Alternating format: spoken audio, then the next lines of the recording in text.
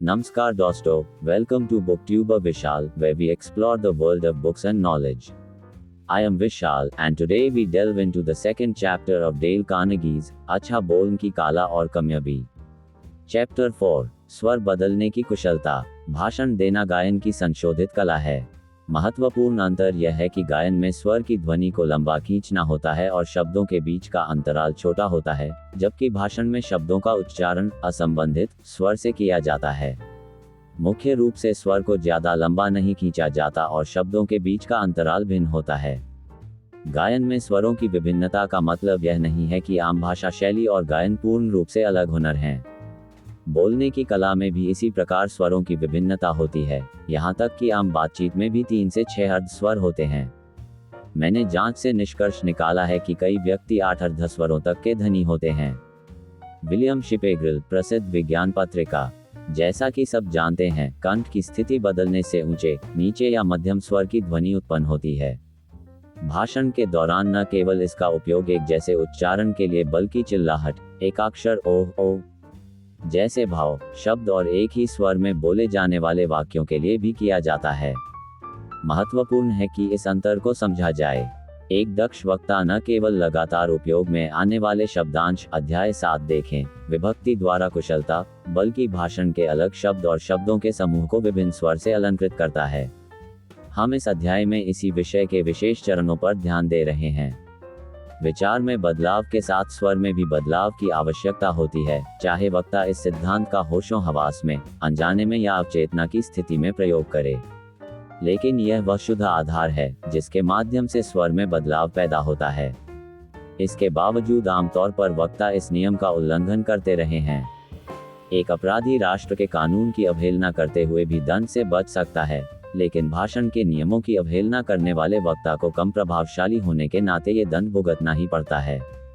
ऐसे वक्ता के बेगुनाह दर्शकों को भाषण में एकरूपता के दंश को झेलना पड़ता है. एकरूपता यदि वक्ता के लिए पाप के समान है तो दर्शकों के लिए महामारी से कम नहीं है. स्वर में बदलाव करने की कला लगभग सभी नौसिखियों के लिए अड़चन का काम करती है, यहाँ तक कि बहुत से निपुण वक्ताओं के लिए भी. ये तब ज्यादा प्रखर हो जाती है जब भाषण को कंठस्थ याद किया जाए. यदि आप स्वर की एकरूपता के प्रभाव को समझना चाहते हैं तो पियानो के एक ही स्वर को बार बार बजाते रहें, निस्संदेह आपको बोरियत का आभास होने लगेगा. स्वाभाविक रूप से बोलने की क्रिया में स्वर के निचले स्तर से लेकर ऊपरी स्तर तक कई आयाम होते हैं. इन स्वरों का स्वाभाविक ज्ञान होने के बावजूद किसी को कोई हक नहीं है कि दर्शकों में एकरूप स्वर और शैली से उबाऊ भावना पैदा करने का मौका प्रदान करें. इसमें कोई दो राय नहीं कि धुन की रचना में एक विशेष लय संगीत की खूबसूरती का आधार बन सकती है. धुन में एक आधारभूत लय के मुताबिक ही बाकी स्वरों का ताना बाना बुना जाता है. इस प्रकार धुन में सामंजस्य तैयार किया जाता है. यही वजह है कि धार्मिक संस्कार के उद्देश्य से बनाई गई धुन में पवित्रता का आभास होता है, लेकिन सार्वजनिक तौर पर भाषण देने वाले वक्ता को एकरूपता से बचना चाहिए, क्योंकि भाषण का एक जैसा ढंग पैदा करता है. निरंतर स्वर बदलने की कला प्राकृतिक उपहार है. भाषण देने की कला में दक्षता हासिल करने के लिए प्राकृतिक नियमों को समझना बेहद आवश्यक है. ध्यान से सुनिए कि चिड़ियां कैसे चहचहाती हैं. किस चिड़िया के कंठ से सबसे कर्णप्रिय स्वर निकलता है. कुछ चिड़िया बेहद सुरीली होती हैं, लेकिन स्वर में उतार चढ़ाव न के बराबर होता है, जबकि कैनरी, लाख और बुलबुल जैसी चिड़ियों के स्वर में न केवल उतार चढ़ाव की असीम प्रतिभा होती है, बल्कि स्वरों की बंदिश बनाने का भी गुण होता है. यहाँ तक कि चिड़ियों की बेरोक टोक मधुर चहचहाहट पागलपन की हद तक मधुर प्रतीत होती है.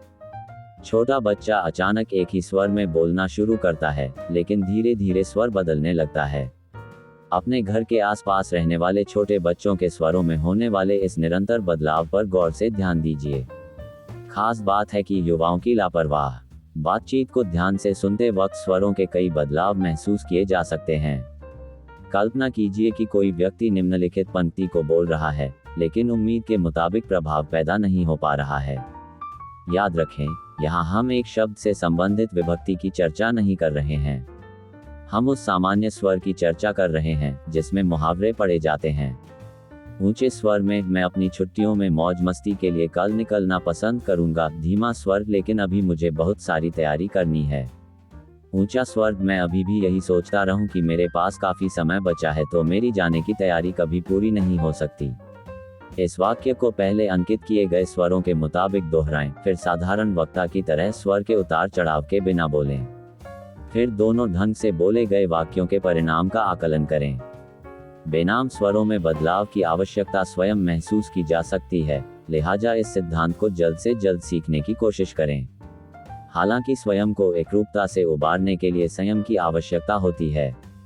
स्वाभाविक बातचीत में व्यक्ति पहले विचार करता है, फिर विचार व्यक्त करने के लिए शब्दों का ताना बाना बुनता है, जबकि पहले से तैयार किए गए भाषण में वक्ता शब्दों का सही क्रम तैयार करता है। लेकिन यदि इस प्रक्रिया को उलट दिया जाए तो क्या परिणाम भी बदल जाएंगे? बेहतर यही है कि भाव व्यक्त करने के लिए प्राकृतिक नियमों का इस्तेमाल करें। निम्नलिखित संकलन को उदासीन तरीके से पढ़ें। इसके अर्थ को समझने के लिए एक बार भी न रुकें। इस प्रक्रिया को बार बार दोहराएं। ध्यान से समझने की कोशिश करें कि इस संकलन का क्या अर्थ है। विचार पर विश्वास करें। इसका प्रभावशाली व्याख्यान करने की कोशिश करें और कल्पना करें कि आप दर्शकों को संबोधित कर रहे हैं। यदि आपने निर्देशों का सही ढंग से पालन किया है तो बार बार पढ़ने के अभ्यास से स्वरों में बदलाव महसूस किया जा सकता है। श्रम व्यक्ति को नहीं मारता, चिंता मारती है। श्रम स्वास्थ्य के लिए लाभदायक होता है। किसी व्यक्ति के कंधों पर क्षमता से ज्यादा बोझ नहीं रखा जा सकता।